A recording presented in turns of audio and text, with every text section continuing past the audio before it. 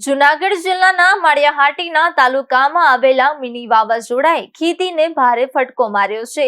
ખાસ કરીને આંબાના બગીચાઓમાં મોટા પાયે નુકસાન થયું હોવાનું સામે આવ્યું છે. મોસમના અણધાર્યા ફેરફારો વચ્ચે અગાઉ પડેલા વરસાદ બાદ ફરી વાવાઝોડું ફૂંકાતા આંબામાં આવેલી કાચી કેરીઓ મોટી સંખ્યામાં જમીન પર ખરી પડી હતી. પરિણામે ખેડૂતોને ભારે આર્થિક નુકસાન વેઠવું પડ્યું છે. ઘણા બગીચાઓમાં 30 થી 50% સુધીનું નુકસાન થવાની પ્રાથમિક માહિતી મળી રહી છે.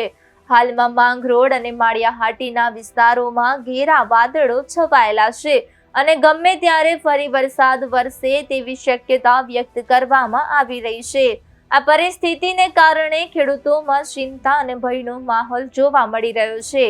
સ્થાનિક ખેડૂતો સરકાર પાસે તાત્કાલિક સર્વે કરીને નુકસાનનું વળતર આપવામાં આવે તેવી માંગ કરી રહ્યા છે. હવામાન વિભાગ દ્વારા પણ આગામી દિવસોમાં સાવચેતી રાખવા માટે સૂચના આપવામાં આવી છે.